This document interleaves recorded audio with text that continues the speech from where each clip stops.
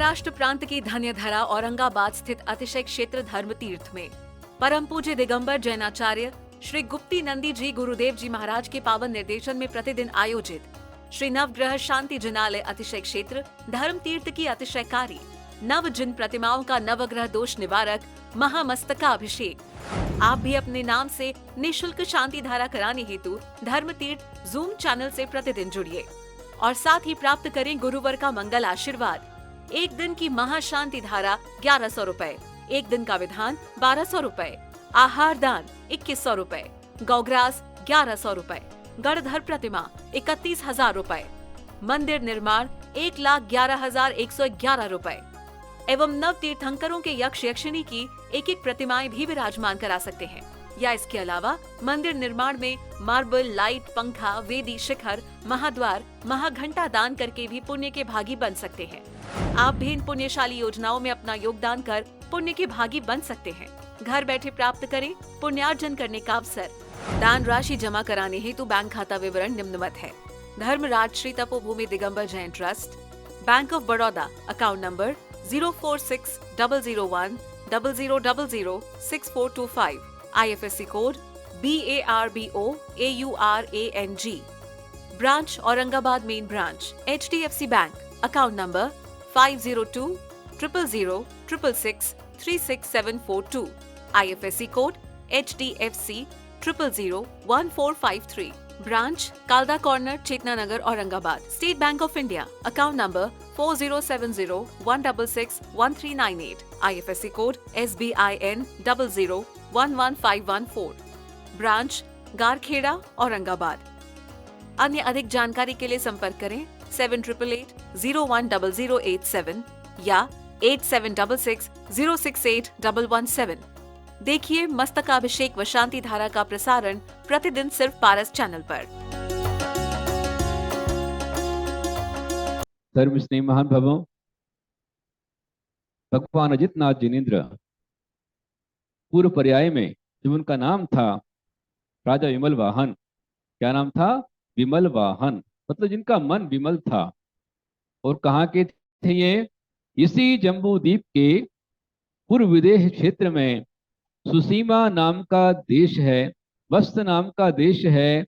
जैसे भारत देश, ऐसा वस्त नाम का देश है। और वस्त नाम के देश में सुसीमा नाम के नगर में महाराज विमल वाहन राजा राज्य करते थे और वे बड़े धर्मात्मा थे।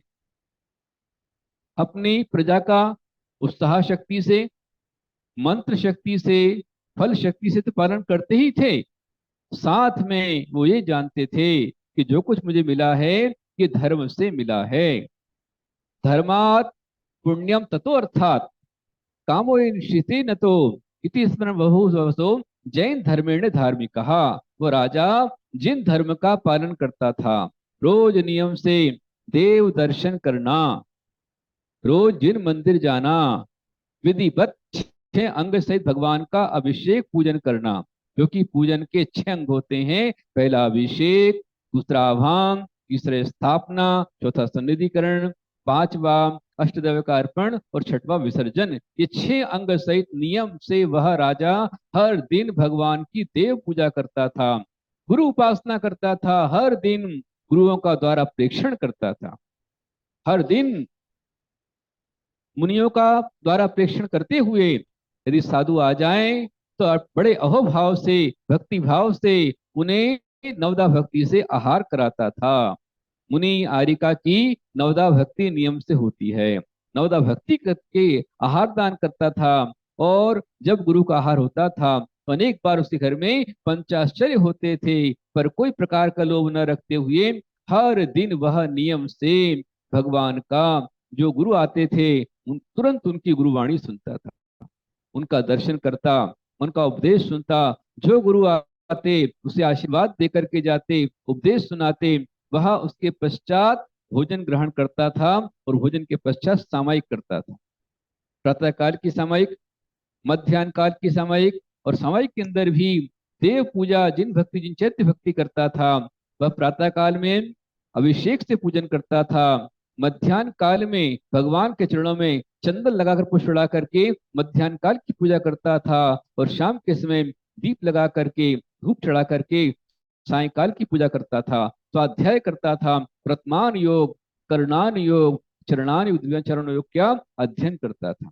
देव पूजा, गुरु उपासनाएं, स्वाध्याय, संयम, तप और दान, ये 6 आवश्यक का हर दिन नियम से पालन करता था। हर दिन गुरु को नृप पढ़ गाए, भक्ति से आहार कराए।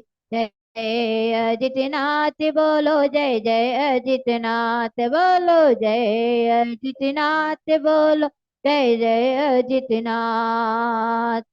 सठ करतावेन नित्य पाले, व्रत उपवास करे वो राजा। जय अजितनाथ बोलो, जय जय अजितनाथ बोलो, जय अजितनाथ बोलो, जय जय अजितनाथ। द्रव्य क्षेत्र भावों की शुद्धि, काल शुद्धि संगी चोका शुद्धि। जय अजितनाथ बोलो, जय जय अजितनाथ बोलो, जय अजितनाथ बोलो, जय जय अजितनाथ। महान भवो, आपका भोजन होता है भोजन ग्रह में, लेकिन साधु का आहार होता है चौका में। चौका मतलब किसे कहते हैं कि जहां श्रावक ने द्रव्य शुद्धि, क्षेत्र शुद्धि, काल शुद्धि और भाव शुद्धि के साथ अति संविभाग किया है, अर्थात इतना आहार बनाया है जिसमें वो स्वयं भी भोजन करे और किसी आ जाए तो उनको भी भोजन कराए, उसके तक संविभाग कहा जाता है। अकेले साधु के लिए बनाया हुआ चौका नहीं कहलाता, वो उद्दिष्ट कहलाता है। ऐसे चौके में साधु आहार नहीं करते।